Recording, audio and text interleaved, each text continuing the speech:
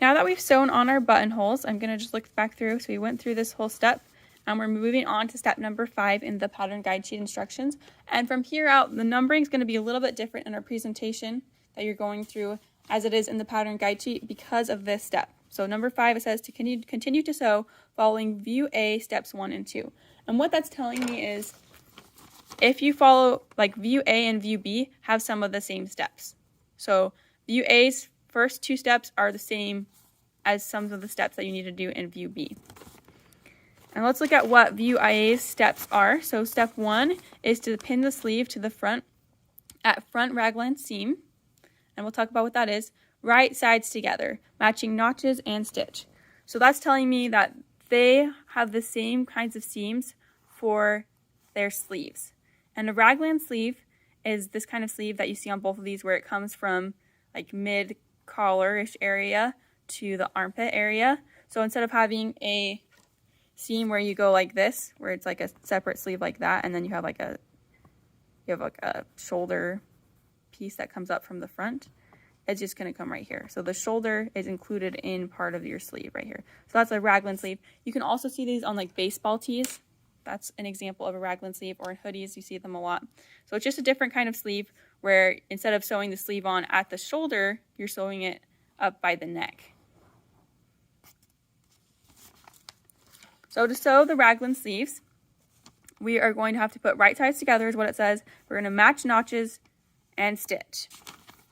So I'm going to be doing this at the front piece, right, is what it's saying, front. So I'm going to need to find my front piece, which is this one right here that has the hood on it and my buttonholes, and I'll also have to find my sleeve pieces. With my front piece, if I flip this over, you can see right here, this is where the neckline is, and this is the seam we're going to be sewing to the sleeve right here. So we have the neckline, and then we're doing the sleeve here and the sleeve here. Along with this front piece, I also need my 2 sleeve pieces, which are pattern piece number 3. So I have that labeled faintly. You can kind of see my 3 right here. That helps me remember. If not, if you didn't label them, or if your labels have rubbed off, it looks kind of like this. You can't see all of it, but it has like a narrow part at the top, and then it kind of just gets narrow. It gets wide and then narrower and narrower. And that sleeve, this is where you put it on your shoulder, and then the rest of this is going to be sewn together down here to make a sleeve. If that makes sense. This is kind of your armpit area. And I need to figure out which side of this is the front and which side is the back, because one side is going to attach to the front of my hoodie and the other side is going to attach to the back of my hoodie. And you might be wondering, how can I even tell? You tell by the notches. So on this side, you'll see I have 2 notches. So remember, this is the top right here where it's going to be on the neckline. And then these 2 seams are the ones I'm going to be sewing to the front or back. So I need to figure out which one. So on this side, I have the 2 notches, and on the other side, I have 1 notch. And 1 notch indicates that that is for the front. 2 notches indicates that that is for the back. So I know that this side is the side that I'm going to be sewing to the front. So I have one piece that we already looked at, and we saw the front and the back. And then I have another piece that has the mirror image. That's a mirror image of that other one. And you can see the whole sleeve this time. So this is where my neck is going to be, and then this seam, these seams will attach to either the front or back. This seam will be sewn to itself so that it's kind of like a tube for your arm to go through, so a whole sleeve, and then this is going to be the cuff of the sleeve. So that's kind of how that whole thing goes together. And I need to find my front and back. So to do that, I'm going to take my top part where my neckline is, and I'll look at the 2 seams that are sewn to my front or back. And I can look and see this one only has 1 notch, so I know that's going to go to the front. And this one has 2 notches, so that's going to go to the back. Now I need to match my 2 front sides up with the front of my hoodie. So I'll take this one, and I remember I have 1 notch here, and I'm going to find my 1 notch on the front. Your front will have 1 notch as well, and the back piece has 2 notches, just like the sleeve, so you can know exactly how to match them up. So I'll take the one with the 1 notch, and I'm going to take my notch, and I'll match it up with the 1 notch on my front. I want right sides together. So if I'm matching it up over here, that would be wrong side to right side. And then I'd have my sleeve inside out when I sewed it. Sorry, you got a little shaky. So I don't want to sew my sleeve so it's inside out. So I need to make sure I'm putting right sides together. I also want this top neckline to be next to my other neckline from the front. So I'm not sewing it on backwards. So once I have my 2 necklines, which are like the narrower parts of both these pattern pieces, I'm going to line those up in the corner. And I'll put them together with a pin that's going to go perpendicular from the edge. And then I'm going to find my notches. So they each have 1 notch. And I'll line up those notches exactly together. You might have cut out your notches. I just do a little slit, but you can cut them out if you prefer. And now I'm going to line them up at the end. So at like the armpit area. I'm going to line these up. So I put those pins in. From here, I'm going to go in between the notch and the top, and I'll put 1 more pin in the middle. I want to have a pin about every 2 inches, so that's pretty good right here. And then I'm going to go over here, and I'm going to pin in the middle again.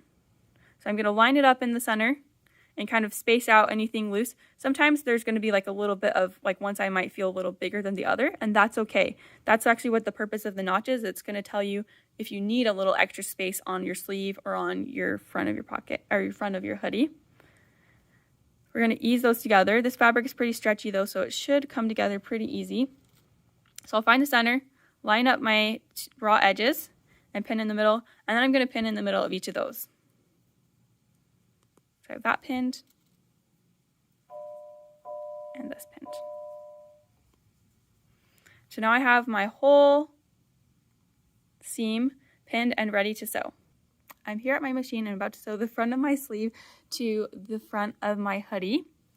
And remember that the seam allowance for this pattern, you can see right here, is 1/4 inch seam allowance. That's not standard. 5/8 is the standard for commercial patterns, but that's what they do for this one. And a large part of the reason they do that is because this pattern is made so that instead of sewing, you could just serge most of the seams. There's some things you have to use a sewing machine for, but it's made so that you could just serge it. And the serger, the seam allowance for a serger is 1/4 inch. That's just what a serger does. It cuts off, it like trims the fabric, and then it will do the 1/4 inch right along the edge. So that's the purpose of the 1/4 inch seam allowance here.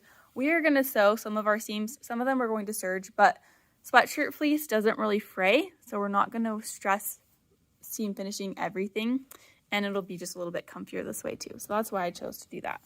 But I'm going to do 1/4 inch seam allowance, which is again the edge of my presser foot. I'm going to take the top of my seam. I'll have all my extra fabric coming off to the left side, so because if I did it the other way, I'd have just like a bunch of fabric. Oh, right there. Sorry. I'd have just a bunch of fabric smashed up in the corner. So that to avoid that, I'm just going to take all this extra fabric and put it off to the side where I don't have the rest of my machine in the way. So I'll take this. I'm going to take my raw edges. I'll line them up with my edge of my presser foot. I'll lower my presser foot down with the presser foot lifter in the back. Remove this pin so I'm ready to sew. Once I make sure that everything is lined up nicely, so I'll have a good 1/4 inch seam allowance. You can, here, let me zoom in so you can see. But I have the edge of my raw edges. I have my raw edges lined up with my presser foot, and I'm ready to sew. I'll just go forward 3 stitches and then backward 3 stitches, and I'll go down the entire seam.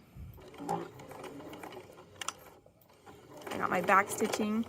You want to make sure to back stitch, especially when you're making clothing, because you don't want your clothing to fall apart on you. That would be very unfortunate. I'm just going to keep sewing, making sure that my raw edges line up with the 1/4 inch. And I also want to make sure my raw edges are lined up with each other. As you can see right here, they're lined up with each other. If I have one that's kind of sticking out more than the other, a 1/4 inch is going to be just about like right here, if that's my seam line, if this needle was my seam line or this pin. So it would actually like be a little hole. So I want to make sure they're lined up right on top of each other. I can adjust pins if I need to, but they need to be right on top of each other when we're doing a 1/4 inch seam allowance. Otherwise you might have a little bit of a hole. And if you do get a hole, that's okay. You can just unpick a little bit around it and then re-sew that part, making sure to backstitch before and after. I'm just going to continue sewing down the seam.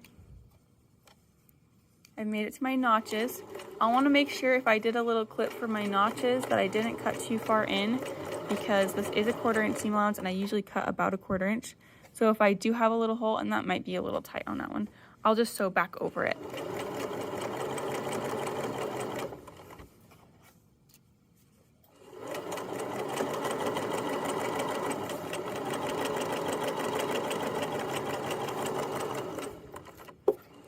back stitch here and trim my threads. Always trim your threads as you go because you might forget later, and then when you're wearing it, you'll have threads everywhere if you don't trim them as you go.